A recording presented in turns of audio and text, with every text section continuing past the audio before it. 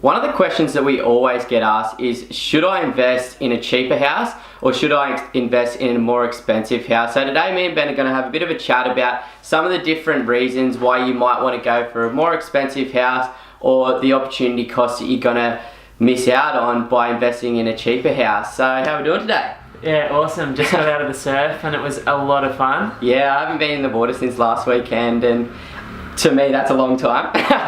And yeah, it was really nice this morning. The water was just perfect. It was so nice. I actually have started doing one-on-one boxing with this dude that lives on the Sunshine Coast, and my shoulders are completely burnt out. So getting them moving in the surf this morning was awesome. Yeah, I've been training a little bit this week as well, and I was trying to move and I'm like, yeah, nah, this isn't working too well.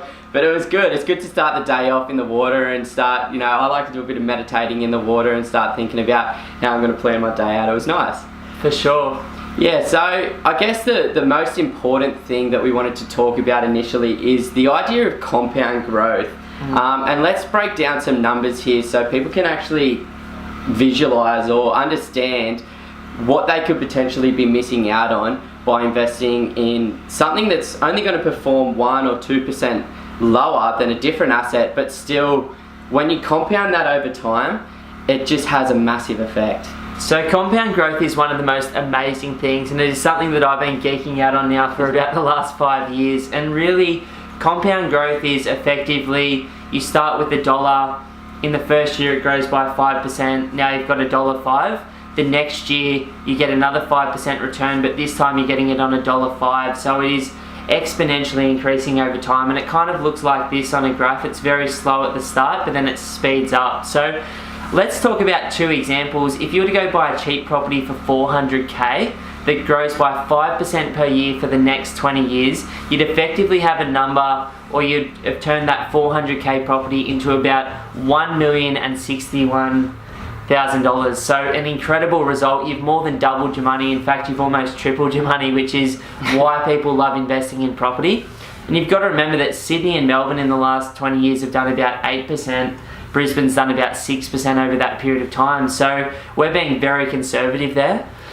If you were to go get $1 million and get that same 5%, so buying that more expensive property over the next 20 years, that $1 million would turn into $2,653,000. So you're talking about a huge gain, and obviously the higher the amount of money that you start with and the longer that you compound it over time and the better annual return, the better off you'll be. So obviously sometimes spending a little bit more can be better, but you've also got to begin with where you are. Something that you just mentioned there is actually pretty interesting as well, and your starting point, whether you're starting off at, let's say, $400,000 or maybe you're starting at $500,000. Now there's a concept called opportunity cost. Now, do you want to just explain a little bit more about that? Yeah, so let's say I'm an average investor right now and I can borrow $500K or I can borrow $400K or maybe I can borrow $600,000. Now, the bank at the moment for every $100,000 wants a 10 or a 20% deposit. So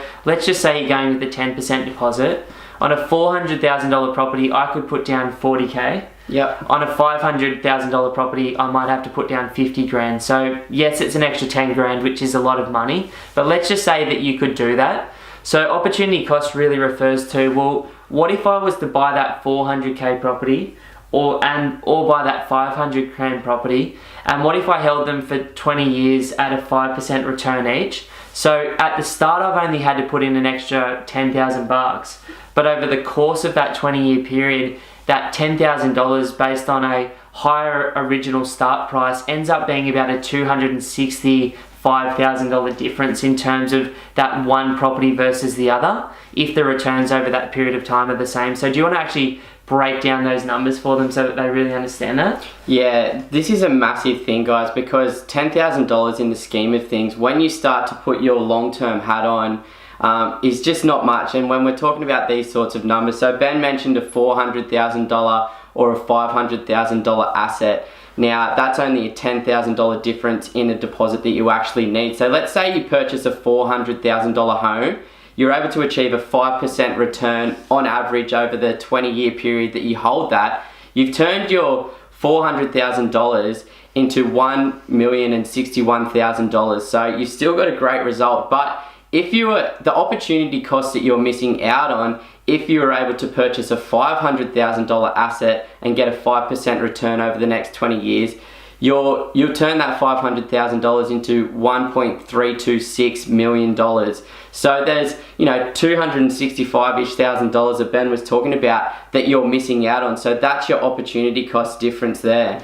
And, you know, if you were to say to me, where can you go and invest $10,000 and get $265,000 worth of difference over, you know, 20-year period of time, I'd be saying sort of sign me up. So these are things that investors, particularly first-timers or first-time buyers, first-time investors really don't think about. Yeah. I certainly wasn't thinking about this back in the day, but these days I've just naturally gone towards this type of strategy where I own less high quality assets. One, because managing a big property portfolio is a fucking pain in the ass. Two, I know this stuff, and so I would rather buy one property, you know, that's worth $700K than own two properties worth $350,000 each. Although theoretically, it's about total value in the market across your portfolio as opposed to property to property. But again, I'll just prefer to own less properties with a higher return. Yeah, so these are things that should be considered when you're starting out, or even if you've already got a portfolio. Stop thinking about 1 year's time, stop thinking about 3 years, 5 years, even 10 years. Like, you really need to start thinking about the long-term effect of these choices that you're going to make today are going to have in 20 years' time. Yeah, so some of the other things that we think about when comparing like a more affordable property versus a more expensive property is, you know, starting with what you can really afford. Because, you know, as nice as it would be for us to all go just buy $1 million properties in Sydney or Melbourne, that's not the reality for all of us. I remember buying my first one. It was a $360,000 unit in Miranda in the south side of Sydney. Simon's looking to go out and buy his first home at the moment, and that barrier to buy $1 million property because you're looking at a 10 or a 20% deposit is just so high. So I think you're looking at something around that $400K mark as well in Brisbane. Yeah, exactly. So understand that I can only spend that, and the opportunity cost that I'm going to be missing out on, you know, to save that extra $10,000 is going to take me a significant amount of time, and I may miss out on some small percentage of growth over that period of time. But what we looked at when trying to figure out a good property for myself is like historical performances. So, you know, if I've only got $400,000, where should I be putting that to make sure that I can get the best long-term result? Yeah, and that comes down to a few things. It comes down to buying the capital cities, which we know have performed about 85% better than the regional markets in Australia in the last 20 years. Exactly. We know that houses have performed on top of that about 1, maybe 2% a year better than units in the last 20 years. So Simon's decided to target Brisbane because it's the right time to buy. Beaches, because beaches outperform almost anything else. Especially on the eastern seaboard of Australia. We all love a nice water view. A nice big piece of land with a house on it because houses outperform units. So even though, you know, Simon can't afford to buy that $1 million property today, or is choosing not to, he has still got the opportunity to buy the best possible asset and get the best possible result, which is what it's all about. It's about starting with what you can afford and where you are, and knowing that being in the market then, rather than waiting 3 years to save that deposit and getting into the market at that time, is going to be a much better thing, particularly in a rising market phase. Exactly, and I'm going to be focusing on the areas that have historically outperformed other areas. So I can try and get that extra 1 to 2% than the average over the longer term, compounded, because we know the impact that that's going to have over the next 20 years. So start with what you can afford. You know, you don't have to go out there and spend a fortune, although if you're in a better financial position, as we've explained, sometimes it can be better to spend a little bit more just with that effective compound growth over time. So we hope you've got a little bit out of today's video, guys. If you want to go online and play with some of those compound growth calculators, it can be a lot of fun and you can look at the impact. So good luck with your investment journey, and yeah, thanks for your time.